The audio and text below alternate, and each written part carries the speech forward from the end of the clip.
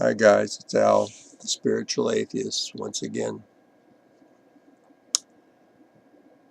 I thought we might take a break from Buddhist thought, and I would just give you a random collection of some of my own thoughts, as long as we have time, so to speak.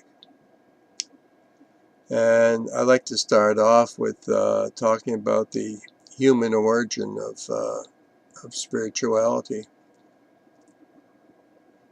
Now, once again, understand that I have no qualifications to be talking about anything. So, like, you don't have to agree with it. Take it as a possibility, and that's good enough. What the hell?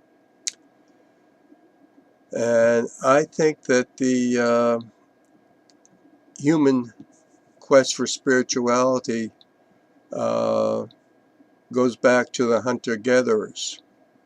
Now, I know that most anthropologists today consider that religion began with the agricultural period of human development. Not only were humans gathering in more permanent settlements so that they could build temples or monuments or sacred spaces, they also had the luxury to do so because they had a sure food supply. There is evidence to contradict this, though, and there's a wonderful film called Cradle of the Gods. It's on YouTube, and I will list it here. It's about 45 minutes long. If the subject interests you, it's really, really interesting. It deals with the first, what has to be the first sacred buildings that were done, and this was done during the hunter-gatherer period. I think that spirituality, though, goes even further back than the ability to build monuments or sacred spaces. As you know, that I define spirituality as the sacredness that comes with a realization, experience of the present moment.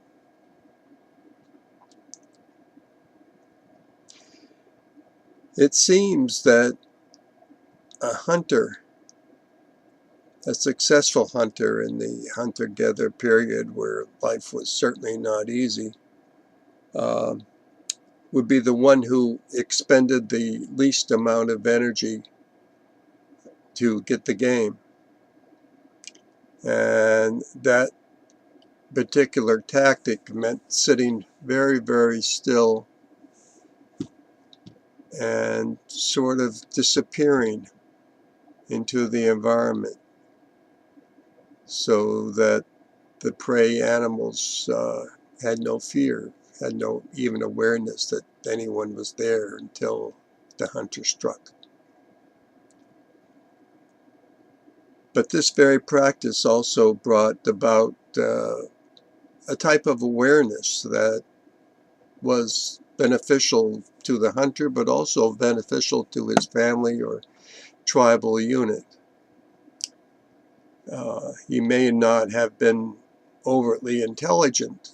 There's no intelligence of that type that comes from such an experience, but he probably had some wisdom and was able to help with the harmony of the family or tribal unit that he lived in.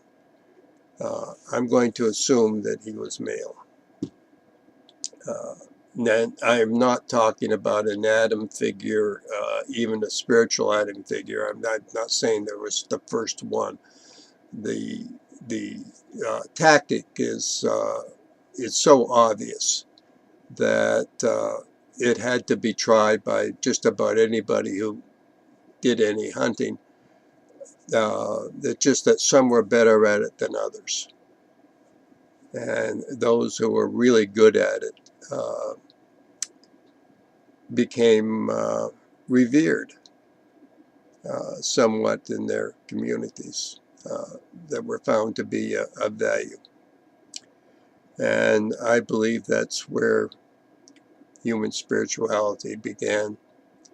and is still practiced to this day. The early Jews were told, be still and know I am God. And of course we have the Buddhist traditions, the Zen traditions that are still based on trying to develop this stillness of mind and body. No conclusions, just comments today. Another thing that kind of interests me is I read on the Huffington Post a few weeks ago that some anthropologists have developed a conclusion that as humans, or at least European humans, have dropped 14 IQ points since the Victorian era. And the reason they give for this drop is that more intelligent women are having less children. I thought this was kind of interesting, that intelligence and awareness are very attractive qualities that our hunter-gatherer, caveman, what have you. One thing we're pretty sure of, he certainly got laid a lot. There's just something about people who are more aware than average that makes them attractive to others. It's just the way it is. And yet these very attractive women are limiting their reproduction cycles. They are having as many children as they want, which is less than what they could have. And the end result is a lowering of IQ points amongst the general population. Also, though, we are an overpopulated species, and the correct response to that is to control our reproduction. So it's sort of like the indifference of the evolutionary process, that on one hand, the more intelligent of us, the more aware of those amongst us, are limiting their family size and thereby not contributing to the overpopulation and the stress on the planet.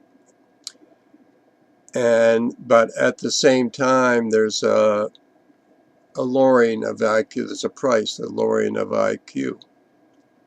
Again, no particular conclusion on my part here. It's just kind of interesting in a way.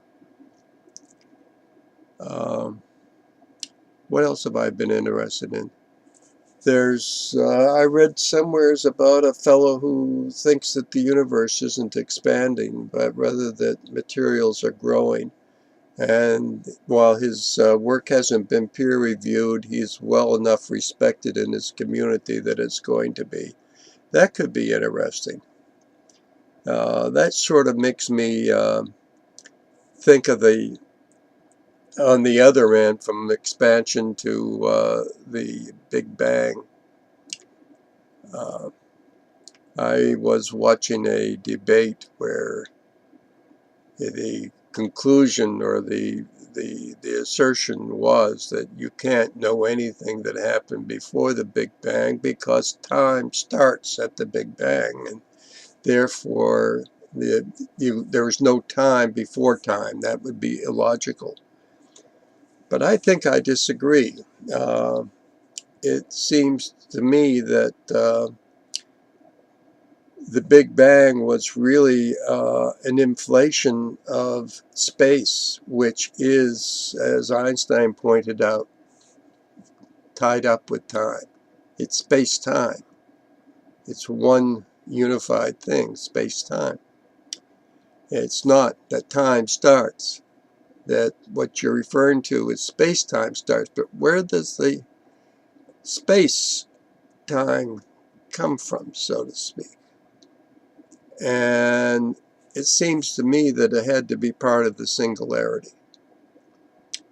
Now, contained within the singularity that preceded the Big Bang is all the energy that ever existed, all that the laws of thermodynamics, energy can be created or destroyed, which basically means it's eternal.